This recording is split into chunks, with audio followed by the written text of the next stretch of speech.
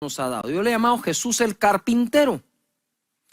Jesús es hijo de Dios, hemos aprendido de él como hijo de Dios, hemos aprendido como nuestro Salvador, como nuestro Maestro, como nuestro Señor, como el que habrá de venir, como el que hace milagros, señales, prodigios, nuestro sanador, nuestro proveedor, pero por ahí como que dejamos a un lado eso que fue carpintero o el carpintero. Quiero empezar hablando acerca de esto. El trabajo viene de Dios. Trabajar es algo que Dios inventó. En Génesis capítulo 2, verso 15, leemos: tomó pues Jehová al hombre y lo puso en el huerto del Edén para que lo labrara y lo guardase. Fíjate, lo vas a labrar y lo vas a guardar. Pero lo que no hemos caído en cuenta es que fue después de esto que Dios hizo caer a Adán en un profundo sueño y sacó de él a la mujer. Wow. Dios dio primero a Adán o al hombre trabajo y luego le dio compañera.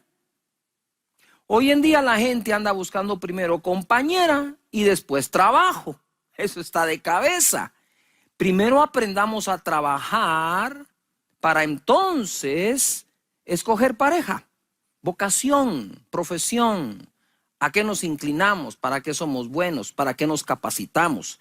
Trabajo le dio Dios primero y después le dio compañera. De hecho, yo creo que cuando Dios hizo una ayuda idónea al hombre, si Dios le dio primero trabajo y después le dio ayuda, era importante que Eva comprendiera el trabajo de Adán para entonces ser ayuda idónea o compañera ideal para él. En este contexto veo yo la creación de Eva. Eso jamás va a querer decir que las mujeres no trabajen. Claro que sí. Proverbios 31 dice y habla de una mujer que trabaja y provee para su casa. Primera cosa entonces es el trabajo viene de Dios y viene desde el Génesis, desde la creación misma de Adán. La segunda cosa es que Dios y su Hijo trabajan. Mira qué interesante esto.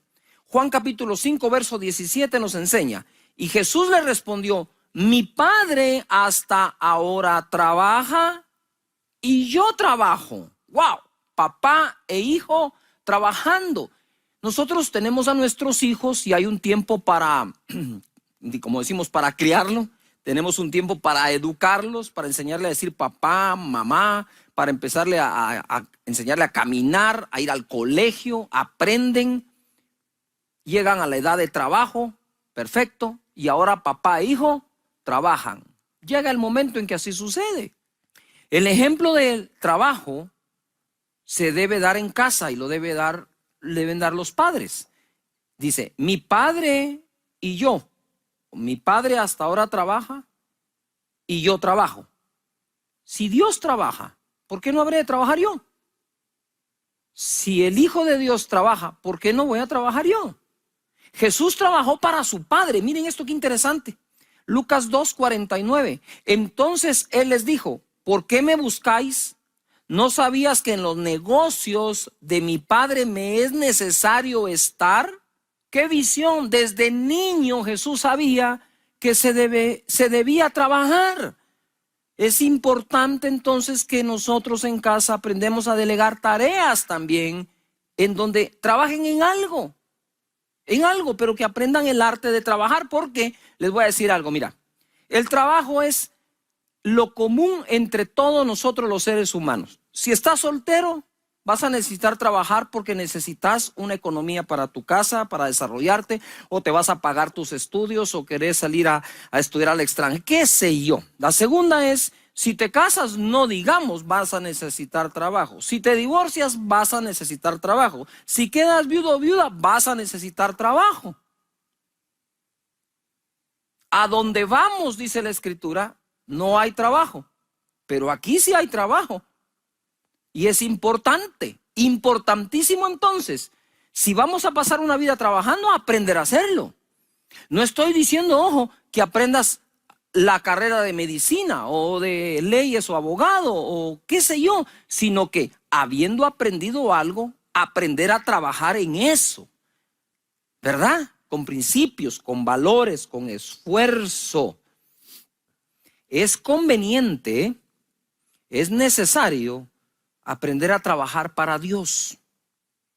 Si nosotros logramos tener a Dios por jefe por encima de nuestros jefes, yo estoy seguro que mejoraría muchísimo nuestra actitud de trabajo. Jesús se mantuvo enfocado trabajando. Mira Juan 4:34, esto es poderosísimo. Jesús les dijo, mi comida es que haga la voluntad del que me envió y acabe su obra.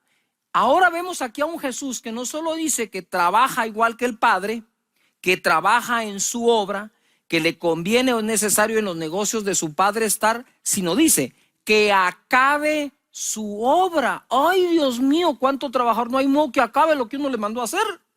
O no hay modo que acabemos de hacer lo que nos mandaron a hacer. O lo acabamos pero mal. No, veamos en Jesús esto. Miren, ¿por qué este es el tema? Porque yo quisiera caminar sobre el agua como Jesús. Resucitar muertos como Jesús. Eso lo quieren todos los cristianos, ¿verdad? Es decir, de Jesús, el trabajador, también podemos tomar ejemplo para lo que todos los días hacemos, que es trabajar.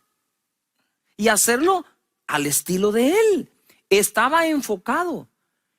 Ese día Él no había comido. Y lo encontraron hablando con una mujer y creían que le había traído algo de comer. Y dijo, no, ¿saben qué? Mi comida es hacer la voluntad del que me envió y que acabe su obra. De la comida se genera energía.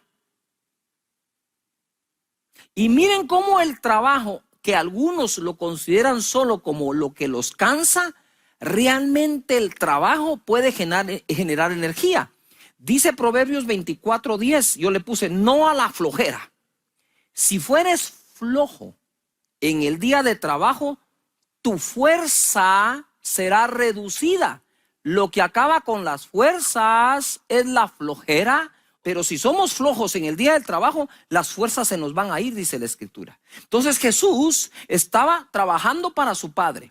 Jesús estaba enfocado en el trabajo que le dio el Padre y tenía entre ceja y ceja acabar la obra que le dieron a hacer. Jesús aprovechó el tiempo. Mira, este es fenomenal. Juan 9:4. Me es necesario hacer las obras, es decir, trabajar, del que me envió. Entre tanto que el día dura, la noche viene cuando nadie puede trabajar. Obviamente no había alumbrado eléctrico ni de ningún tipo, así como para que toda la noche hubiera luz en aquel entonces. Sin embargo, sí se respeta esto. Lo que Jesús dice es 12 horas hay para trabajar. Luego vienen las otras 12 donde nadie puede trabajar. Lo que Jesús está enseñándonos es que aprovechaba hasta el último minuto del horario que tenía para trabajar. Cada vez que nosotros nos distraemos en nuestro horario de trabajo, ¡yujú! Cada vez que nos distraemos, no estamos aprovechando esas horas de trabajo que el día nos brinda. Si somos flojos en el día de trabajo, terminaremos muy mal. De hecho, hay una escritura que dice que por ser flojos, a la casa le llega la gotera y después hasta se derrumba. Pero la pregunta que yo me hice cuando leí ese verso en Proverbios es, pero la casa no se construyó con flojera. La casa se tuvo que construir con trabajo arduo y tesonero para lograr tener el capital para hacer la casa. Muy bien, quiere decir que en esta persona hubo una época de su vida en que trabajó muy bien, pero otra época en que se dio a la flojera y se atuvo. ¿Qué quiere decir esto? Que el hecho que estés trabajando de forma hoy tesonera, dura, inteligente, no significa que siempre lo vayas a hacer. Entonces, lo que por el trabajo has conseguido, por la flojera no lo pierdas. Ahora, si eres flojo desde antes, ni lo vas a lograr. Lo que quiero tratar, me estoy haciendo pedazos para enseñar aquí, es el hecho que hayas hecho cosas bien hechas, no significa que la flojera, si uno se da a la flojera, no vaya a pasar factura. No va a respetar tus años de buen trabajo. Se los come. Por lo tanto, la flojera no puede entrar a nuestra vida jamás.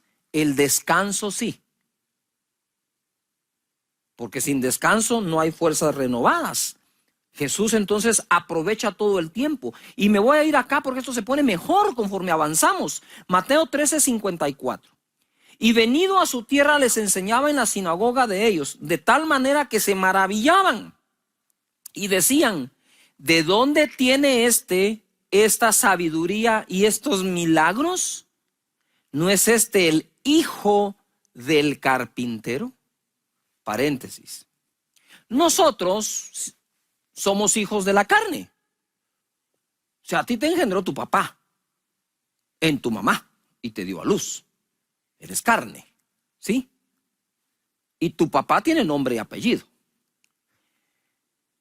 Pero somos hijos de Dios adoptivos de Él o adoptados por Él. Entonces, soy hijo de mi papá aquí en la tierra, pero cuando recibo a Jesús como Señor y Salvador, nazco de nuevo y paso a ser hijo adoptado por Dios.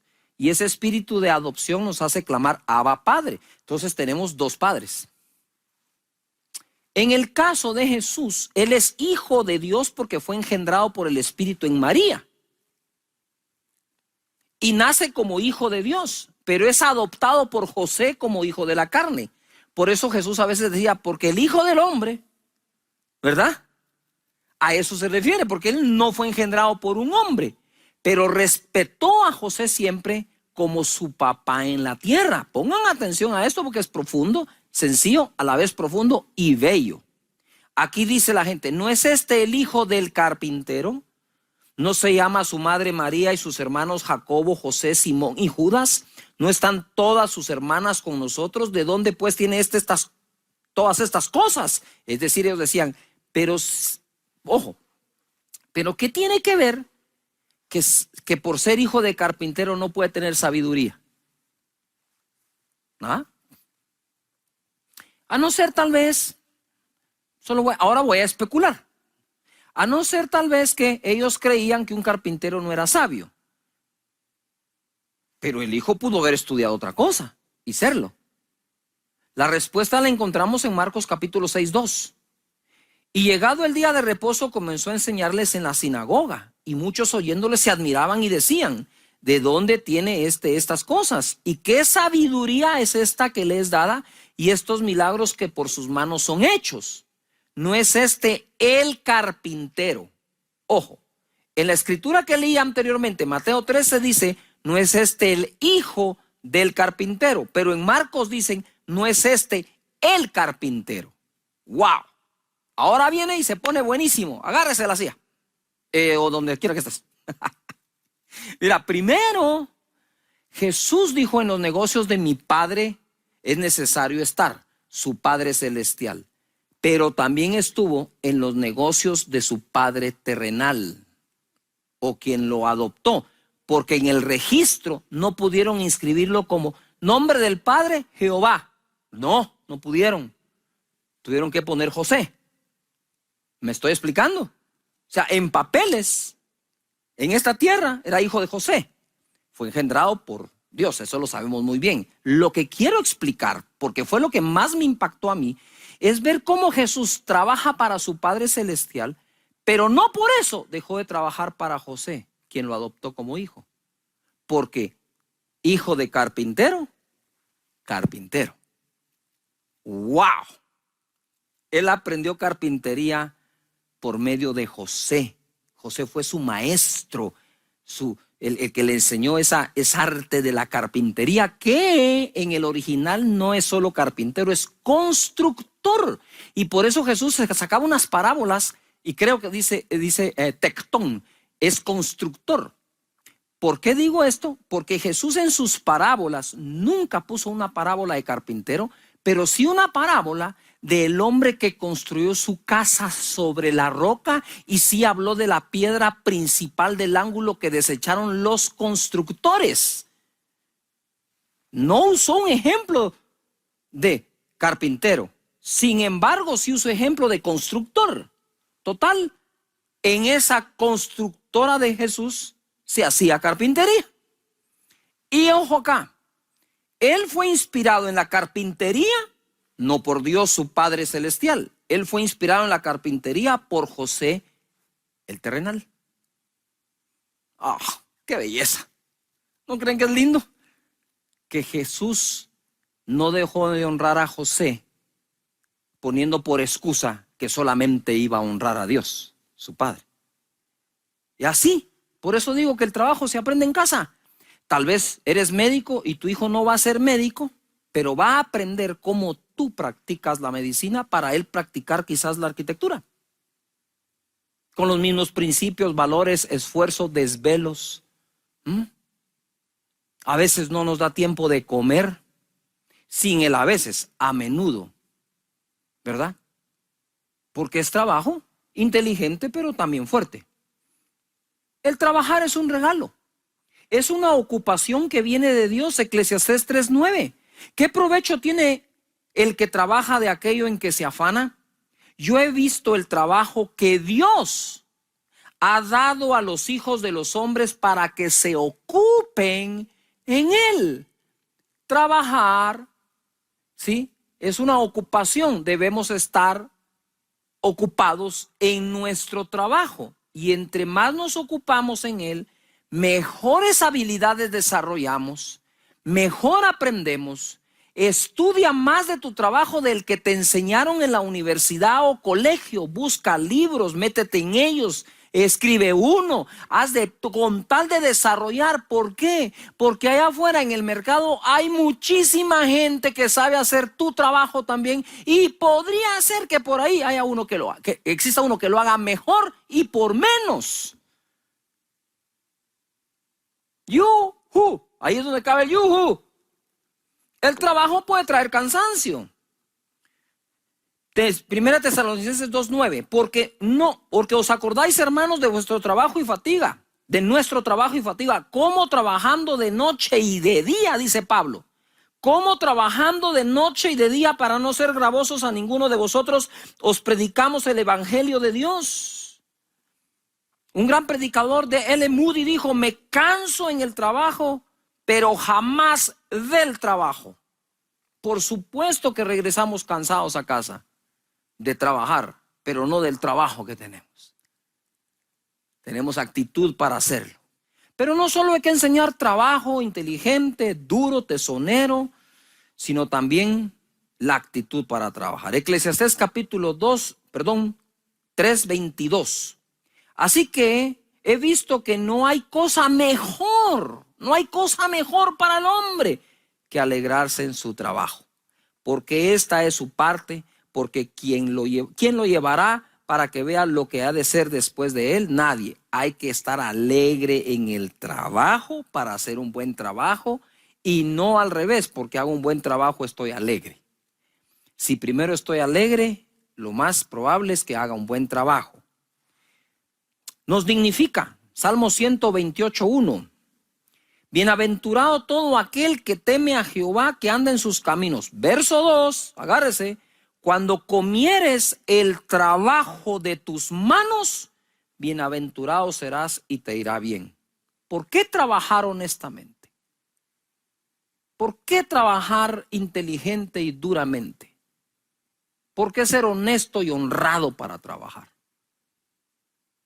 Porque no me cabe a mí en la mente cómo alguien puede poner un plato de comida en la mesa para sus hijos haciendo lo indebido, lo incorrecto y lo malo. Hay gente que pone platos de comida en su mesa mintiendo y difamando y haciendo cosas que no se deben.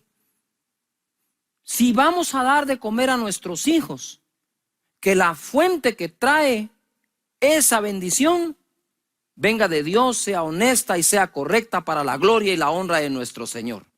Bienaventurado serás, dice, y te irá bien. Tu mujer será como vid que lleva fruto a los lados de tu casa, tus hijos como plantas de olivo alrededor de tu mesa, aprendiendo de ti. He aquí, dice, he aquí que así será bendecido el nombre del hombre del que teme a Jehová. Proverbios 22:29, ¿has visto hombre solícito en su trabajo? Delante de los reyes estará, no estará delante de los de baja condición. Yo escribí aquí, Jesús es rey y trabaja como tal. Hombre solícito es el hombre amable, dispuesto, atento, dice el diccionario. Hombre solícito, así era Jesús. La honestidad en el trabajo es súper importante. Lucas capítulo 20, verso 20. Y acechándole, lean esto, enviaron espías a que simulasen juntos, a que se simulasen juntos, a fin de sorprenderle en alguna palabra para entregarle al poder y autoridad del gobernador. Y le preguntaron diciendo, maestro, sabemos que dices y enseñas rectamente y que no haces acepción de personas, sino que enseñas el camino de Dios con verdad. Nos es lícito dar tributo a César o no. Mas él, comprendiendo la astucia de ellos, les dijo, ¿por qué me tentáis? Mostradme la moneda. ¿De quién tiene la imagen y la inscripción? Y respondiendo dijeron, de César. Entonces les dijo, pues dad a César lo que es de César y a Dios lo que es de Dios. Y no pudieron sorprenderle en palabra alguna delante del pueblo, sino que maravillados de su respuesta, callaron. Importante entonces que aprendamos esto. Y a Dios lo que es de Dios.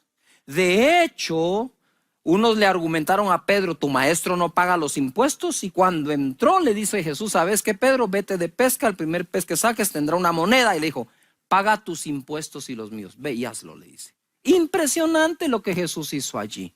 Hoy quiero orar, debo terminar orando por tu trabajo. Y por tu descendencia que se levante como grandes y buenos trabajadores, imitando a Jesús el carpintero. No sé cuándo iremos a caminar sobre el agua o resucitar un muerto. Claro que oramos por eso. Lo que sí sé es que todos los días hay que salir a trabajar.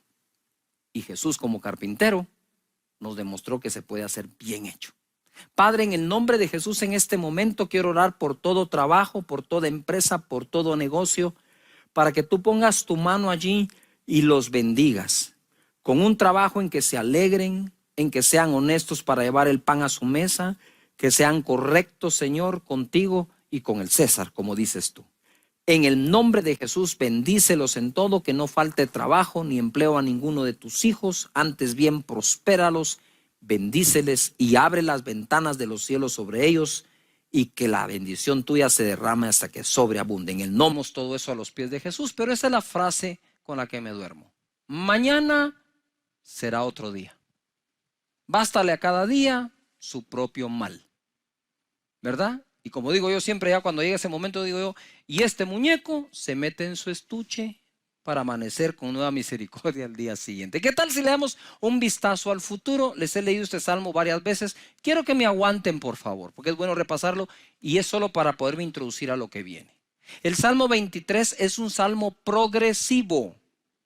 Si cumples con la primera línea, se cumplirá la segunda, se cumplirá la tercera y así sucesivamente hasta terminarlo. Dice la escritura, Jehová es mi pastor. A ver todos, eso es, nada me faltará. El que cree que Dios es su pastor, cree que no le falta nada. Entonces sigue el siguiente verso, en lugares de delicados pastos me hará descansar. No descansa el que no confía que Dios provee. Descansa el que sabe que Dios provee. Eso se aplica al día domingo cuando descansamos y buscamos al Señor. Eso se aplica en la tarde cuando termina la faena del día y podemos descansar. Eso se aplica en tiempos de angustia, persecución y estrechez. Descansar en el Señor, que nada nos faltará. Y entonces descansamos. Luego, junto a aguas de reposo me pastoreará. Él pastorea al que descansa porque confía que no le falta nada. Confortará mi alma. Él conforta el alma de aquel a quien puede pastorear porque toma tiempo de descansar debido a que cree que nada le faltará. Después dice, me guiará por sendas de justicia por amor de su nombre. Es mucho más fácil oír las instrucciones de cómo ser guiado por Dios cuando estamos siendo confortados, porque somos pastoreados, porque estamos descansando, porque confiamos que no nos falta nada. Aunque dice, me guiará por sendas de justicia por amor de su nombre. Aunque ande en valle de sombras de muerte, no temeré mal alguno, porque tú estarás conmigo. De nuevo es progresivo. Cuando ya somos pastoreados porque descansamos, porque confiamos, Él nos guía por senda de justicia. Y si atravesamos un valle de sombra de muerte, no temeremos mal alguno, porque Él está con nosotros. Tu vara y tu cayado nos infundirán aliento. Aderezas mesa delante de mí en presencia de mis angustiadores. Unges mi cabeza con aceite, mi copa está rebosando. Ciertamente el bien y la misericordia me seguirán todos los días de mi vida, y en la casa de Jehová moraré por largos días. Progresivo. Todo en futuro. Lo que David hacía era echarle un vistazo al futuro, ojo, basado en la fe y confianza que le tenía a Dios. Tú puedes imaginar un futuro de acuerdo a la confianza que en Dios tienes. No me va a faltar. La escritura no dice, Jehová es mi pastor, nada me faltará mientras tenga trabajo, me den aumento, el salario alcance. Entonces, ¿en qué quedamos? Nada nos faltará porque Él es nuestro pastor. Punto.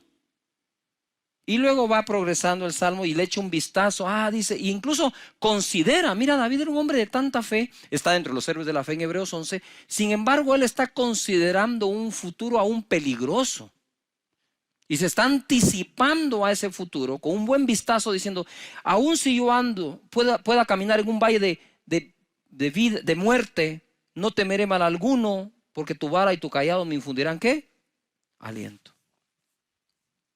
Aún si yo camino ahí, Dios estará con nosotros. La fe, dice la escritura, es por el oír, y el oír por la palabra de Dios. Nosotros decidimos enfrentar lo que estamos viviendo con fe, decidimos enfrentarlo con pesimismo, optimismo, con buen ánimo, con unidad familiar, solos.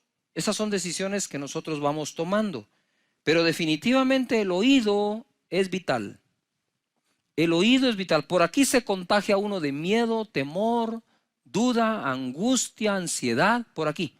Por eso dice la escritura, las malas conversaciones corrompen buenas costumbres. En Mateo capítulo 13, verso 18, hoy me voy a ir a lo básico. Ya saben que eso es lo que me agrada y creo que es fruto de la oración de pedirle a Dios, Señor, dame una palabra para la vida de cada persona, para que cuando salgan de su casa o regresen tengan algo que practicar de tu palabra. Y la parábola del sembrador fue la primera que Jesús habló y dijo, si no entienden esta parábola, ¿cómo van a poder entender el resto? Y es muy sencilla, pero a la vez profunda.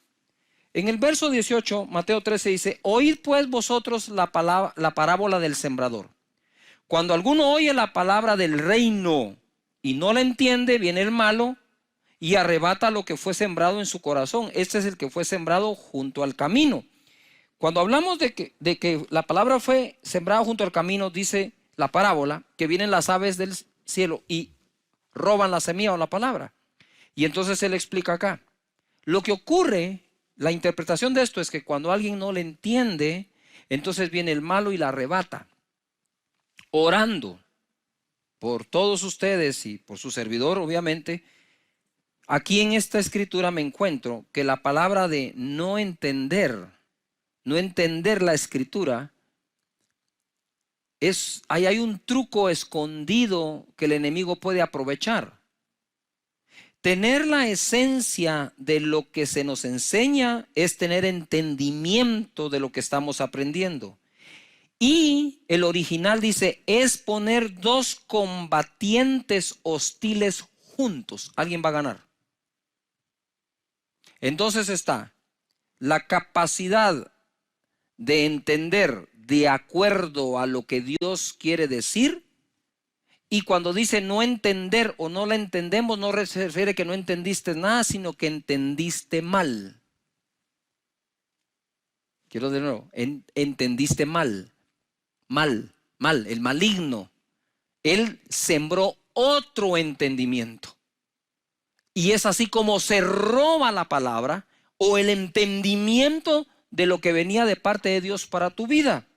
El enemigo roba la palabra por medio de darnos otro entendimiento. Él no desea evitar la renovación de nuestro entendimiento, sino darnos otro para que seamos transformados, pero no de manera que experimentemos la voluntad de Dios, sino opuesta a eso. Eso es lo que el enemigo va a tratar de hacer. Por lo tanto, tenemos que cuidar cómo escuchamos y cómo entendemos la palabra del Señor. Por ejemplo, la Biblia dice que la voluntad de Dios es buena, agradable y perfecta. Eso viene por la renovación de nuestro entendimiento para experimentar esa voluntad buena, agradable y perfecta. Entonces la gente viene y dice, no, es que lo que me pasa. Y entonces no tienes el entendimiento que las Escrituras te ofrecen, sino el entendimiento que alguien más te está ofreciendo.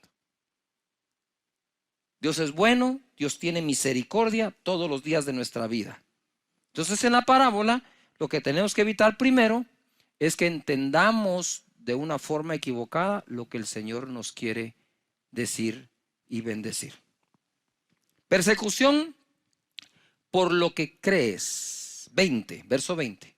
Y el que fue sembrado en pedregales, este es el que oye la palabra y al momento la recibe con gozo. Tiene un pico de emoción, de gozo impresionante, pero no tiene raíz en sí, sino que es de corta duración. Pues al venir la aflicción o la persecución por causa de la palabra, luego tropieza. Ojo, cuando la Escritura dice que es de corta duración, aquí lo voy a ampliar un poco más a la vida. Existen personas que son de corta duración en todo lo que hacen. Siempre están cambiando lo que hacen. Todo les dura muy poco tiempo. Como decía mi mamá, mira, Cash, me decía él, no seas arranque de macho y parada de mula, me decía. Es decir, arranca como caballo de carrera y cuando para se siembra, que no hay quien lo mueva. Y entonces ella también me decía, ay, mira, Cash, tenés que aprender a no ser 14 oficios o 7 oficios, 14 necesidades. Esos proverbios me fueron penetrando poco a poco a mi mente y dándome a mi entendimiento cosas que me sirven para vivir el día de hoy. Entonces las personas que suelen sobreemocionarse positivamente, también suelen afligirse y entrar en temor con la misma intensidad que se gozaron, perdiendo así algo que habían ganado. ¿Y por qué estoy enseñando esto? Porque creo que por el Espíritu de Dios puedo ver cómo, debido a todo lo que pasa en esta crisis, hay mucho altibajo emocional. Un día estás, wow, mañana salimos, otro día, ya volvieron a decir tal cosa. Y ahora nos dijeron y ahora nos dicen otra. Y eso va drenando nuestras emociones. Y mire, eso trae un cansancio y trae una fatiga que es difícil soportarla. A mí me pasa, por eso te estoy predicando esto. Porque a mí me pasa también, y esta es la palabra que me ha dado para que me pase menos o pueda yo sobreponerme a esto. Estas son aquellas personas que cuando todo va bien, ellos están bien. Te repito de otra forma. Son aquellos que están bien cuando todo va bien. Están mal cuando las cosas van mal. Todo estará bien mientras les vaya bien. Estos tropiezan, dice la Escritura, es decir, cambian su caminar y aún su destino por miedo. Corta duración. Has leído 3 capítulos de 15 libros, pero ni uno entero. Corta duración. Los proyectos nos van a gustar si son en corto, no en largo. Entonces, cuando soy una persona dada a la corta duración, y luego entonces me emociono cuando recibo la palabra de Dios, pero le aplico la misma conducta de mi carácter. Le aplico a la Escritura la misma conducta diciendo, wow, sí, gloria a Dios, aleluya. Y para abajo otra vez. Entonces hay que componer el oído para entender, hay que componer el carácter también en nuestra vida para tener una mejor tierra para la palabra que Dios nos está dando. Esta palabra de Dios, según Hebreos 4:12, dice que es así. Porque la palabra de Dios Es viva y eficaz y más penetrante o cortante que toda espada de dos filos, ojo, y penetra hasta partir el alma, donde están todas las emociones, y el espíritu, que es el que se conecta con Dios, las coyunturas y los tuétanos, y discierne los pensamientos y las intenciones del corazón. La palabra que Dios te quiere dar constantemente está viva, tiene vida, está viva y es eficaz, es eficiente, es algo que me va a hacer lograr algo bien hecho. Esta palabra, según Mateo 13:22, dice: el que fue sembrado, esta es la tercera tipo de tierra, entre espinos, este es el que oye la palabra, todos la oyen, pero el afán de este siglo, el afán de este siglo y el engaño de las riquezas ahogan la palabra y se hace infructuosa. Mas el que fue sembrado en buena tierra, ese es el que oye y entiende la palabra y da fruto. Ojo, la oye, la entiende y da fruto y produce al 100, 60 o 30 por uno. Es un error creer que la buena tierra es únicamente aquella que da 100% del fruto. ¿Qué estamos diciendo en la parábola del sembrador? Es cuando Dios te da una palabra, cuando oyes una prédica, si dieras el fruto de esa palabra, dieras solo el 30%, ya eres buena tierra, así que no hay ninguna condenación. Pero si nosotros vamos limpiándonos de espinos y de abrojos, del afán de la vida, sí, del engaño de la riqueza, de las emociones mal manejadas y de no entenderla, entonces podemos crecer del 30 al 60 al 100%. Hay gente que da más fruto, gente que da menos fruto, pero si ya estás en el 30, eres buena tierra y te declaro buena tierra para la palabra de Dios. Ojo, la palabra de Dios es una buena semilla todo el tiempo y está viva y es eficaz. Sin embargo, se puede ahogar y volverla no fructífera por miedo del afán de este siglo. ¿Qué es el afán de este siglo? Familia que estás allí. El afán de este siglo es básico, elemental. ¿Cuál es? ¿Qué comer, qué vestir, trabajo, paga, salario, empresa, ventas? ¿No es eso el afán de todos los días? ¿No es eso a lo que salís todos los días cuando vas a trabajar? Y luego a veces se nos acusan a las personas que queremos enseñarles cómo a través de la palabra de Dios les va bien ahí. Cuando, si no puedo llevar la palabra de Dios a mi trabajo y a la familia, ¿a dónde la puedo llevar? Entonces, lo que quiero decirte en esta oportunidad es que si tengo resuelto el problema del afán por la vida, no el ingreso mensual para la vida, sino el afán de la vida. Porque la palabra no dice que la palabra sembrada en ti se ahoga por un bajo salario, o por mucho salario, o por mucho ingreso, poco ingreso. Dice aquí, se ahoga, la palabra que está viva se ahoga, es decir, se hunde hasta que queda sin respiración y muere. Eso se ahoga si yo tengo afán por la vida. Entonces, de lo primero que tengo que aprender en las Escrituras para poder dar fruto de toda palabra que me siembran es que no me debo afanar por la vida. Eso no quiere decir que eres un irresponsable, sino que en donde trabajas confiando que si eso no alcanza, de eso no depende Dios para que Él te bendiga, sino de tu fe, de cómo le crees al Señor. Me mandó un chat un amigo que normalmente me está dando palabras de ánimo, me envía palabras de ánimo, pero esta vez me dice: pastor, gracias por su palabra cuando enseñó que nada me faltará. Cuando nos dijeron que teníamos cuarentena y encima de eso un toque de queda de 12 horas, me agarró sin ahorro, sin efectivo y la refrigeradora vacía. Me sentí morir. Sin embargo, le creí a Dios y no me ha faltado nada. De nada. Tocan a su puerta, gente que no lo conoce, gente que no sabe por qué está pasando. Dicen: mire, sentimos los vecinos traerle esto, aquí está. ¡Wow! ¿Cómo lo saben? Dios hablando a las personas. Entonces, si nosotros logramos quitar el afán de la vida, quitamos lo que ahoga la buena semilla de Dios. Y aquellos que en Él confían, siempre son las personas que más crecen en el Señor, porque no hay nada que ahogue la palabra. En Romanos capítulo 8, verso 31, hay un verso, este verso a mí me parte el corazón, porque es el amor de Dios expresado de una manera inmensa. Si Dios nos da lo más grande, ¿no nos dará lo demás? Es una pregunta, ¿no nos dará lo demás? ¿Quién pues, dice, perdón, en el verso 31, ¿qué pues diremos a esto? Si Dios es por nosotros, ¿quién contra nosotros? Uy, ese verso lo repetimos a cada rato, sobre todo cuando estamos en angustia. Si Dios por nosotros, ¿quién contra nosotros?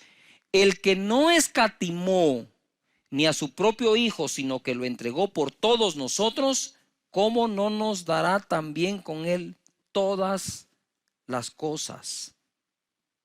Tenía yo en mi casa, cuando estábamos recién casados con Sonia, he contado esto. Estaba mi casa, estaban mis vecinos de frente, amigos, y los de lado, y había un perro callejero, perdón, pero así se llamaba, no quiero hacer alusión a nadie, Bobby. Y Bobby era un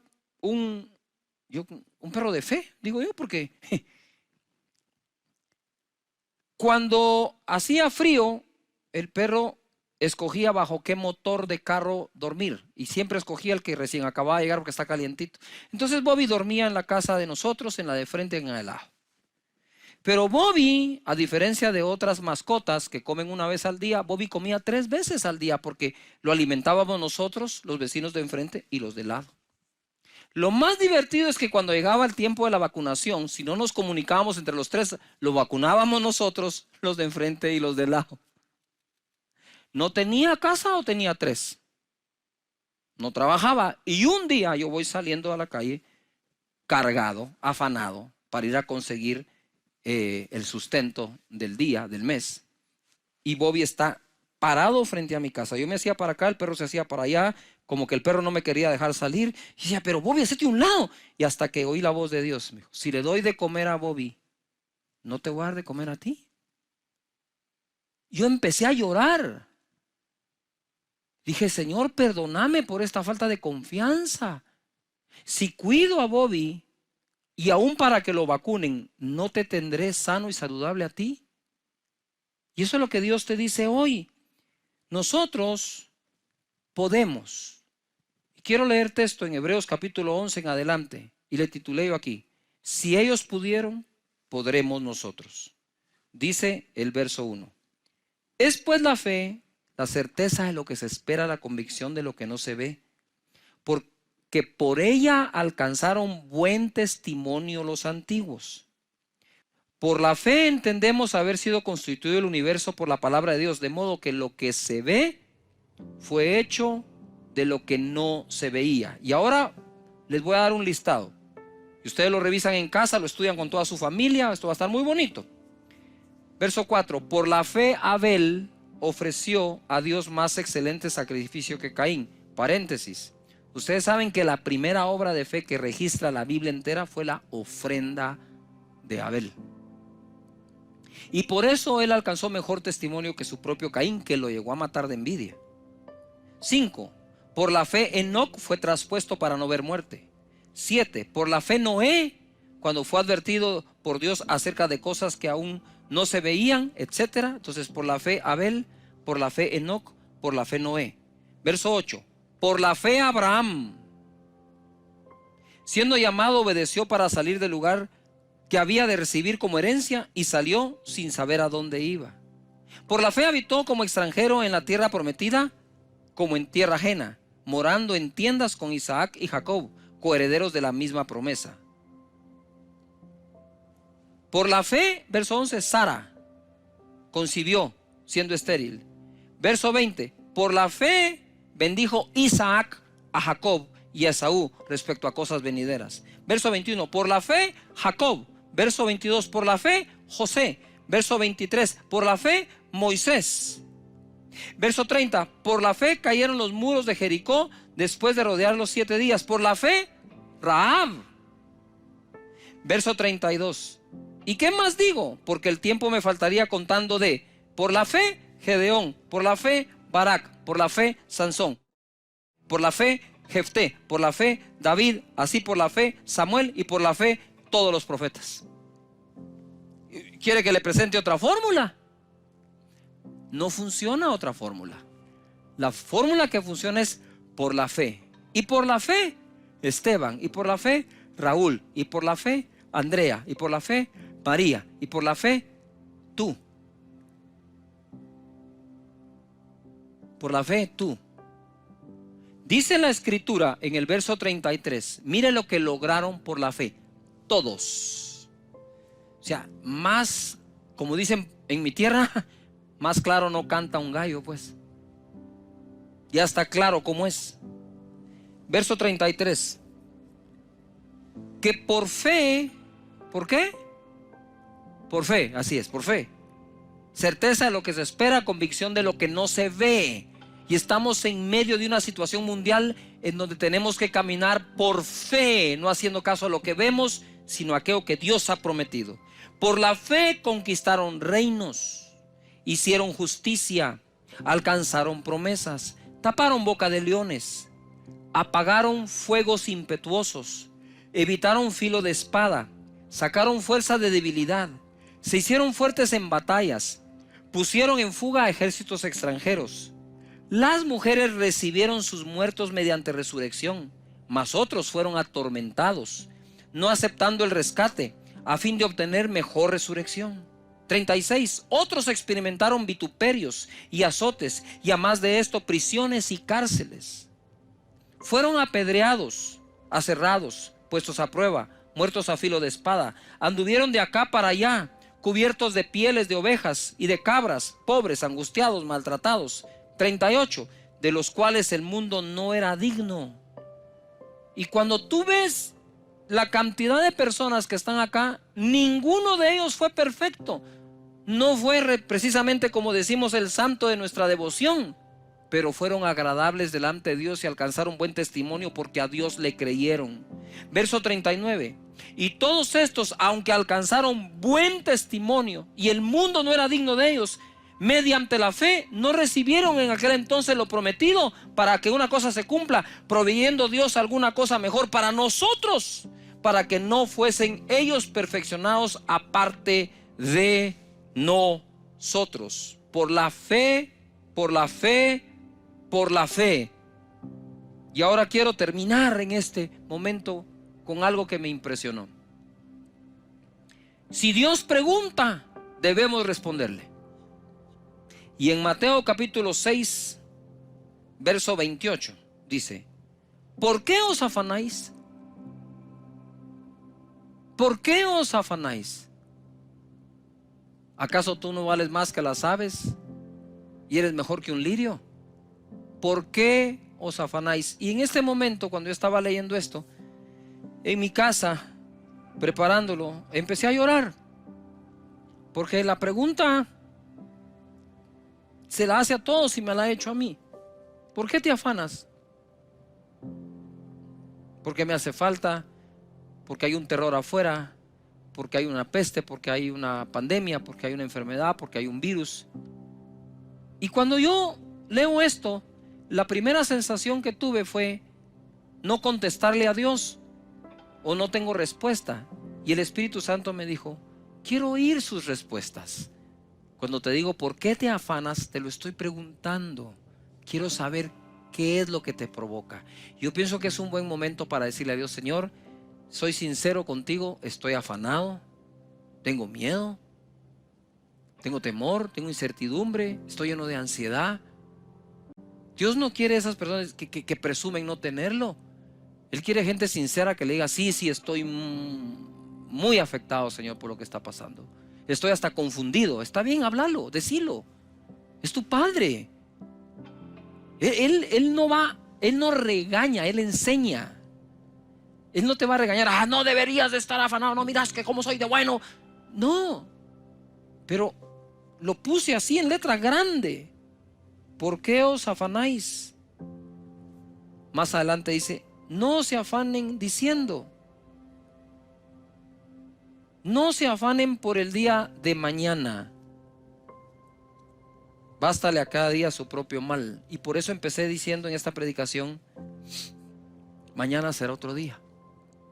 Mañana será otro día. Padre, gracias te doy por cada hogar conectado, por cada casa, por cada conexión, por cada persona. Estamos cargados, Señor, te lo reconocemos, lo aceptamos, pero también tú dijiste que le esté cargado y trabajado, que venga a ti, que tú lo harás descansar.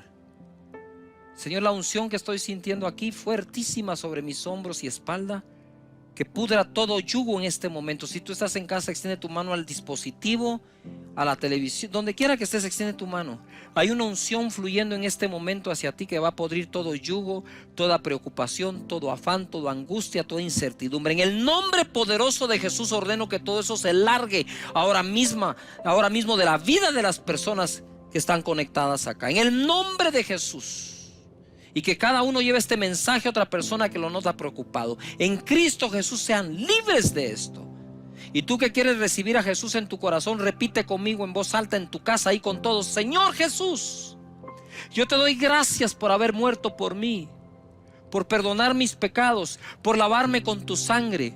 Te entrego mi vida, te abro mi corazón. Perdona mis pecados, dame la vida eterna. Yo creo que desde hoy soy una nueva persona y mi nombre fue escrito en los cielos. Salud, no de enfermedad, de riqueza, no de pobreza, de bendición, no de maldición, porque en mi boca hay un milagro. Amén. Hemos estado hablando, sí, de que estamos bendecidos bajo la bendición de Abraham que Dios juró. Y hoy quiero hablarles acerca de lo que es la triple bendición que esto nos trae, y de recibir esas promesas que Dios tiene. En Gálatas capítulo 3 verso 13 les voy a leer un par que ya hemos estado leyendo para unirlas, y a lo largo de toda la enseñanza ustedes van a ver cómo se van entrelazando estas promesas y aparecen por todos lados. En Gálatas 3 verso 13 dice: Cristo nos redimió de la maldición de la ley. O sea, había una maldición. Y Él viene y nos redime, o sea, nos saca de dicha maldición. Por lo tanto, no se vale decir que hay maldiciones que te persiguen. Que si la maldición generacional, que esa ya se quedó generaciones atrás, amén. Y es que tal vez a mí va a dar cáncer, mi familia ya se quedó atrás. Es que mi abuelo fue pobre y vos no. O sea, hay que dejar claro esto, ¿verdad? Eso se queda atrás. Pero si fui redimido de la maldición de la ley, de todo tipo de maldición, entonces también tengo que corregir mi manera de hablar. Cristo nos redimió de la maldición de la ley, hecho por nosotros, ¿qué? Maldición. Porque está escrito: maldito todo el que es colgado en un madero. Ahora leo el 14.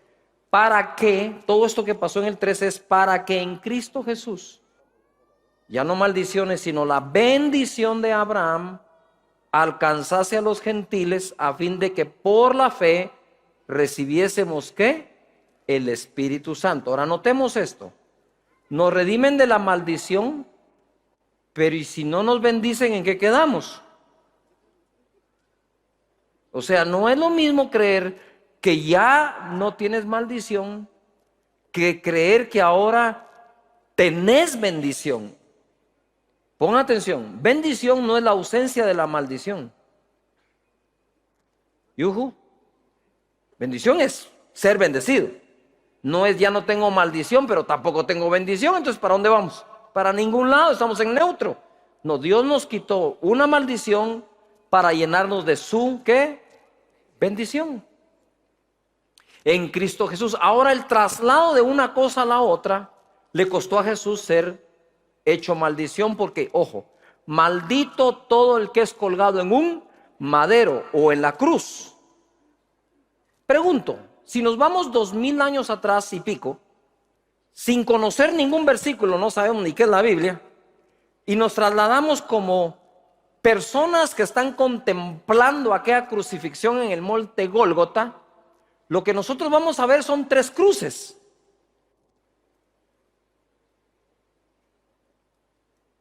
Y entonces, para todos los que estaban allí, ahí estaban viendo 3 criminales, no 2. Porque nosotros decimos: bueno, sí, habían 2 ladrones y nuestro Señor Jesús en medio, sí. Pero ¿quién sabía eso hasta ese momento? Nadie. Entonces a Jesús lo crucifican en medio para hacerlo parecer el jefe de los otros dos. O sea, Jesús no tenía por qué estar muriendo como un maldito si no hizo nada malo. Pero lo ponen ahí. Una vez está allí, pongan atención, una vez está ahí, escrito está que el que está allí es hecho maldición. Entonces Él se hizo maldición para que tú y yo recibamos ¿qué? Ojo, Él no se hizo maldición para que tú no tengas maldiciones. Él se hizo maldición para que tú tengas ¿qué? Su bendición, la que le juró a Abraham. Dáselo fuerte al Señor, vamos, ánimo. Entonces cuando el mismo diablo, enemigos, lo que sea, te quieran atacar, no les pongas bola ni chibola, no le tires al diablo, no, ya del diablo ni se habla, hombre.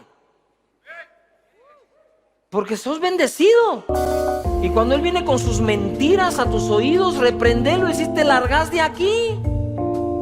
Eso es como cuando a Lutero se le apareció el diablo. Él lo narra. Se le aparece el diablo en su alcoba, ¿verdad? Y él se despierta y le dice: ah, sí sos tú. Y siguió durmiendo. Pero ya ahí dormido le empieza a recordar todos sus pecados a Lutero. Lutero se levanta y dice: tenés razón, todo eso lo cometí yo. Y agarró un tintero de tinta roja, lo estrelló contra la visión que estaba teniendo, pegó en la pared, se llenó de rojo. Le dice: sí, pero de todo eso la sangre de Jesús ya me limpió.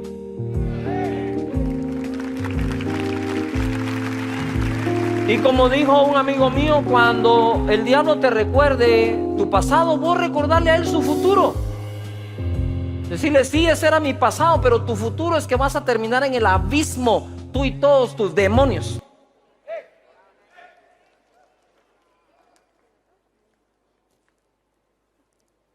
Es que, pastor, viera que yo creo que me están haciendo brujería. No, hombre. Entonces, ahora, eso es lo que pasó en el monte Gólgota con Jesús nuestro Señor. Hebreos 6:12, solo es para recordarlo y entrelazarlo como les expliqué al principio. A fin de que no os hagáis perezosos, a Dios no le gusta esa onda de andar pereciendo, sino imitadores de aquellos que por la fe y la paciencia heredan las promesas. 13, porque cuando Dios hizo la promesa a Abraham, le estaba prometiendo todo esto, no pudiendo jurar por otro mayor, juró por sí mismo, diciendo: de cierto te bendeciré con abundancia y te multiplicaré grandemente. Esta es la triple bendición. Y para ilustrarte algo esto, en las carreras de caballos se habla de la triple corona, que es aquel caballo que gana 3 carreras, las más importantes, el mismo año. Difícilmente habrá un par de caballos que lo han logrado. Pero nosotros sí ganamos, gloria a Dios, la triple corona o la triple bendición de parte de Dios. Somos más que vencedores en aquel que nos amó. Entonces yo quiero que levantes las manos y quiero que declares, porque eso es importante. Lo que creas, decláralo, decrétalo. Di conmigo: yo estoy bendecido con una triple bendición: la de multiplicación, la abundancia y la mayor de todas, el Espíritu Santo. En otras palabras, yo soy un bendecido, ungido o un ungido bien bendecido. Amén. Así hay que caminar. Pero hay gente que sí, claro que quiere la abundancia y la multiplicación, pero no se exponen a la presencia del Espíritu Santo. Y hay otros que les encanta la unción, ¿verdad? Pero esa unción que Dios te da es para que sepas que si te da el Espíritu Santo, ¿cómo no te va a dar lo demás? En otras palabras, Dios te está dando a ti, gentil chapín guatemalteco, más de lo que le dio a Abraham. Porque Abraham le dijo: te multiplicaré y te bendeciré con abundancia. Pero no le dijo: y ahí sé lleno del Espíritu Santo. Eso es para nosotros. Ahora mira pues, y yo te digo, se va a ir entrelazando esto, te va a dar mucha revelación el Señor. Juan 3:34, Jesús hablando dice: porque el que Dios envió, las palabras de Dios habla. Pues Dios no da el Espíritu por medida, En otra versión dice, Dios da el Espíritu sin límites. Es decir, y hay otra que dice, y Dios da su Espíritu abundantemente. Él quiere que camines en las dos abundancias. ¿Todavía están acá? Él da el Espíritu sin medida, lo da sin límite, lo da abundantemente. Es decir, puedes estar completamente lleno del Espíritu de Dios. Porfa, yo anoche cuando fui a dormir, antes de dormir puse adoración al Señor, me puse a adorar al Rey. Y ahí me fui a mi cuarto, me acuesto y le digo, Señor, qué cosa más maravillosa es dormir bajo tu presencia, que tu presencia venga, esté sobre mí. Aparte de tus cobijas que te pones, Él te cobija, porque dice la Biblia que es un manto, y es un manto de alegría el que está sobre nosotros. Ahora, ¿cuál es ese producto de la unción? Cuando Jesús recibe la unción del Espíritu Santo, cuando lo declara, está en Lucas capítulo 4, verso 17, leo, y se le dio el libro del profeta Isaías, y habiendo abierto el libro, halló el lugar donde estaba escrito, el Espíritu del Señor está sobre mí. A ver, levanta las manos y diga conmigo, el Espíritu de Dios está sobre mí. Ya yo les voy a leer donde dice que está sobre ti también. No solo sobre Jesús, está sobre ti también. 18, por cuanto me ha ungido, eso es ser ungido, el Espíritu es sobre ti, para dar buenas noticias o buenas nuevas a los pobres. Me ha enviado a sanar, dice, a los quebrantados de corazón, a pregonar libertad a los cautivos, a visitar a los ciegos, a poner en libertad a los oprimidos, a predicar el año agradable del Señor. Y enrollando el libro, lo dio al ministro y se sentó, y los ojos de todos en la sinagoga estaban fijos en él, y comenzó a decirles, hoy se ha cumplido esta escritura delante de vosotros. Ahora, regreso al 18. El Espíritu del Señor está sobre mí por cuanto me ha ungido. Lo primero que dice es para dar buenas nuevas a los pobres. Yo me fui al original, dije, tengo que ver qué quiere decir esta palabra pobres aquí. Pobres. En el original no encuentro en ningún lugar que diga pobres en espíritu. Esa es otra escritura. Bienaventurado el pobre en espíritu. Esa es otra escritura. Pero él viene a tratar con la pobreza también económica, a sacarnos de ahí. Y para eso fue hecho maldición, para redimirnos de esa maldición, porque no es ninguna bendición. Ojo lo que dice. Pobre. Dice, vino a reducir el hecho que una persona mendigue. Ahora dice acá que pobre significa aquellos que han sido destituidos de sus bienes, de su influencia, de su posición y de su honor. Con la unción viene la restitución hasta de tu nombre y de tu apellido, de tu familia y de tu empresa. Lo que viene a hacer Jesús cuando dice, le vine a dar buenas nuevas al pobre, es no el que ha sido toda la vida pobre tan solo, sino el que quedó pobre por alguna razón, el que quebró económicamente, el que tuvo que cerrar sus empresas. La unción que Jesús recibió, se la dieron para darle buenas noticias al que sí está. Así que si estás así, te quiero decir que la unción del Espíritu Santo le fue dada a Jesús para que hoy Él te diga, te voy a sacar de allí y te voy a levantar. Más fuerte al Señor.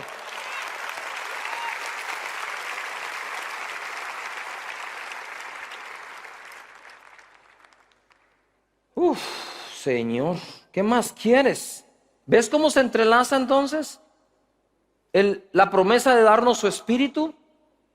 ¿Y para qué nos da su Espíritu? Y una de las cosas es esa. Bien, la promesa del Espíritu Santo. Lucas capítulo 24, verso 49. ¿Verdad? he aquí yo enviaré la promesa de mi Padre. ¿Yuhu? Y esa promesa es el Espíritu Santo. ¿Y qué dice Gálatas? Que Él fue hecho maldición a fin de que nosotros recibamos la bendición del Espíritu Santo. O sea, nos llenamos de gozo, la unción preciosa, los enfermos sanan. Sí, pero todo eso sucede porque en la cruz Él pagó. En otras palabras, yo creo en la cruz, creo que Jesús murió en la cruz, pero creo en el beneficio que me trae el hecho que Jesús haya muerto en la cruz. La gente recibe a Jesús, pero no se da cuenta todos los beneficios que vienen a la vida con haber recibido a Jesús. Si tienes a Jesús, tienes sus beneficios también. ¿Puede ir un buen amén a eso? Entonces dice, he aquí yo enviaré la promesa de mi Padre sobre vosotros. ¿Qué fue lo que dijo Jesús? El Espíritu de Dios está sobre mí. Cerró el rollo y le dijo, hoy delante de sus ojos se ha cumplido esta escritura. Y la promesa del Espíritu Santo que vendrá sobre ti, tú le puedes decir, el que está a la par si quieres, hoy tú vas a ver la promesa de Dios, esa escritura cumplida en mi vida. Como Jesús lo dijo en la sinagoga. ¿Yuhu? ¿Cómo me agrada a mí saber que Jesús iba a la sinagoga? Y me causa un poco problema que el cristiano no vaya al templo. Ahora resulta que Jesús sí necesitaba ir a la sinagoga y tú no. Bien, vamos. Yuhu. ¿Quién hubiera querido ver a Jesús online?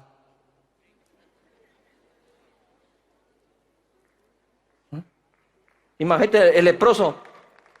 Le voy a mandar un WhatsApp, con el WhatsApp lo toco. Se vale por la fe, pero no es esa la voluntad de Dios.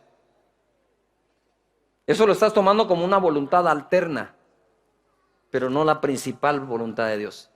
Dice la Biblia, no se dejen de congregar. No yo, la Biblia. He aquí yo enviaré la promesa, dice. Pero quédense ustedes en la ciudad de Jerusalén hasta que seáis investidos del poder desde lo alto. Hechos 1, verso 3. A quienes también después de haber padecido, o sea, resucitó, se presentó vivo con muchas pruebas indubitables, apareciéndoseles durante 40 días y hablándoles acerca del reino de Dios. 4. Y estando juntos les mandó que no se fueran de Jerusalén, sino que esperasen la promesa del Padre. De nuevo, fuerte digan, la promesa, la cual les dijo, oísteis de mí, porque Juan ciertamente bautizó con agua, mas vosotros seréis bautizados con el Espíritu Santo dentro de no muchos días. Hechos capítulo 1, verso 6. Entonces los que se habían reunido le preguntaron diciendo, Señor, ¿restaurarás el reino a Israel en este tiempo? No les toca a ustedes saber los tiempos o las sazones que el Padre puso en su sola potestad. En otras palabras, miren, no se distraigan de lo que está por ocurrir. Eso es lo que está diciendo él. Lo que está por ocurrir es que mi Padre y yo vamos a venir a hacer morada en ustedes. Wow.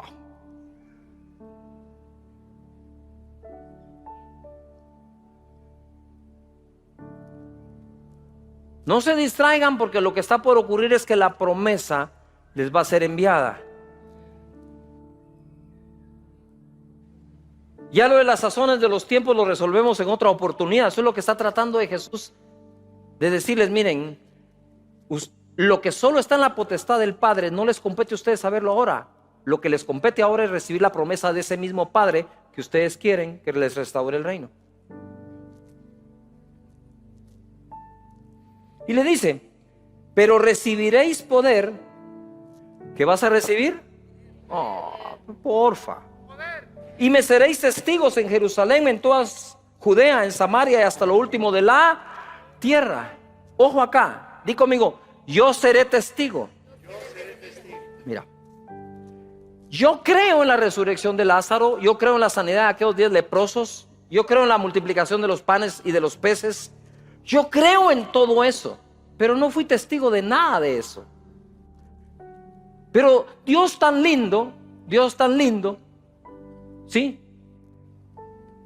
Te quiere dar la experiencia de que en este año, en esta era, en este milenio, miles de años después, por el Espíritu Santo, tú seas testigo de los milagros de hoy.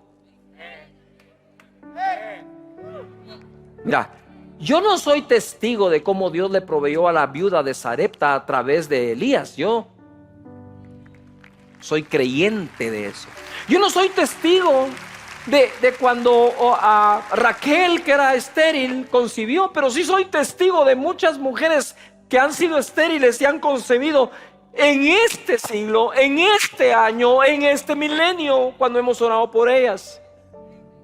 Claro que sí.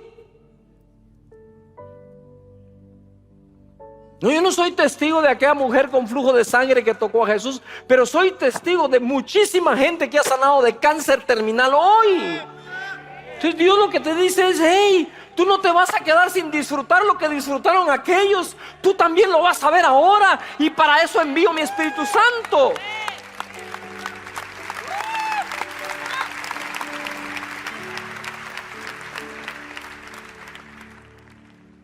No, yo no soy testigo de cómo Elías venció a los profetas de Baal, pero sí soy testigo de cómo el Señor ha venido a quebrantar las ataduras y todas las obras de brujería y hechicería sobre las vidas de las personas hoy.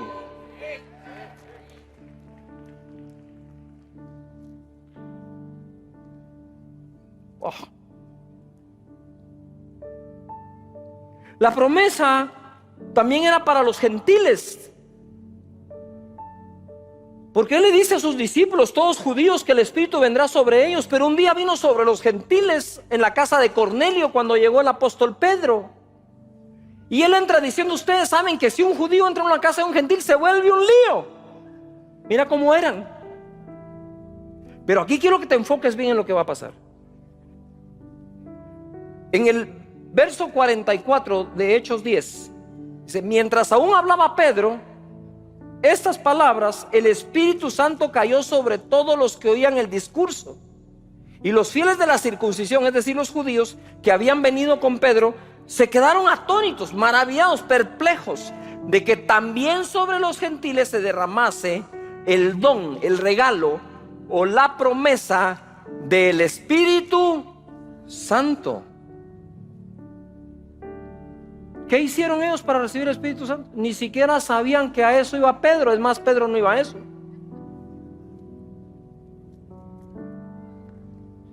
Simplemente estaban oyendo a Pedro y de repente ¡blum! ¿Qué estoy sintiendo? ¿Qué está pasando? Hablaron en otras lenguas, se llenaron del gozo, terminaron embriagados, porque los judíos vieron. Porque la llenura del Espíritu Santo ni es un concepto ni una doctrina, es un acontecimiento, es un hecho. Y se derramó allí delante de Pedro y los judíos. ¿Y qué está pasando? Digo, hasta en los gentiles se derrama el Espíritu Santo, y sin que los toques, Pedro. Él sabía que lo más probable es que Pedro no imponía manos sobre gentiles. Todavía tenía ese tipo de prejuicios. Pero se derramó. Ahora quiero llevarte a Hechos 10, pero verso 37, cuando están explicando, y 38. Vosotros sabéis que lo que se divulgó por toda Judea, comenzando desde Galilea, después del bautismo que predicó Juan. 38. Cómo Dios ungió con el Espíritu Santo y con poder a Jesús de Nazaret. ¿Y qué dice que vamos a recibir nosotros cuando recibamos esa unción? ¿Qué vamos a recibir? Poder. Pon atención acá, porque lo que sucedió en Jesús, no te hagas bolas, es lo mismo que ha sucedido contigo. Ahora lo que me pregunto es si nos vamos a poner a hacer lo mismo que Jesús hizo. Dice aquí en la Escritura cómo Dios ungió con el Espíritu Santo y con poder a Jesús de Nazaret, y cómo éste anduvo haciendo bienes y sanando a todos los oprimidos por el diablo, porque Dios estaba con él. En otras palabras, viene él y te unge como ungió Jesús. Y te pasa lo mismo que le pasó en la sinagoga, que dijo: hoy se ha cumplido esta escritura. A ver, todo el mundo diga escritura. Delante de los ojos de ustedes. Pero hay otra escritura que se cumple en ti. Y enviaré mi promesa, dice, y recibirán poder cuando venga sobre ustedes el Espíritu Santo. Y entonces me serán, ¿qué? Testigos donde quiera que vayan. Pero no porque donde quiera que vayas tú vas a ver lo que Dios está haciendo a través de otros. ¡Qué buena onda! No, es porque donde quiera que vayas tenés tú que hacer algo.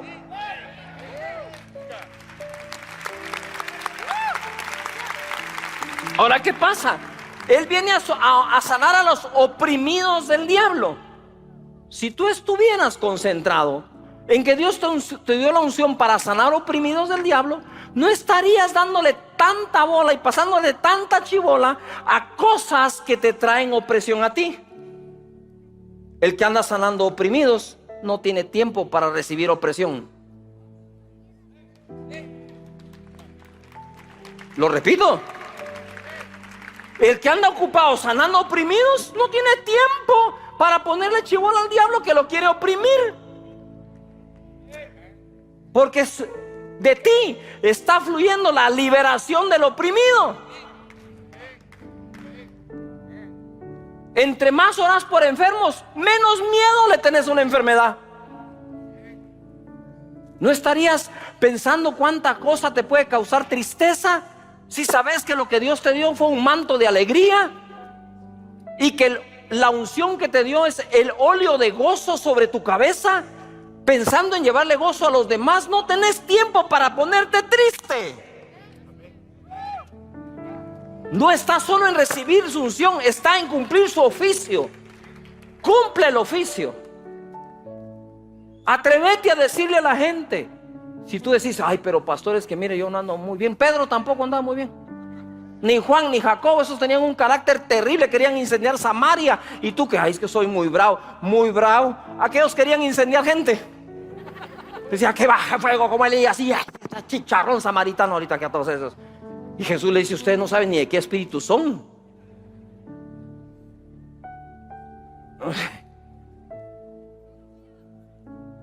Si esperas a ser perfecto para bendecir a alguien, ese alguien se va a quedar sin bendición.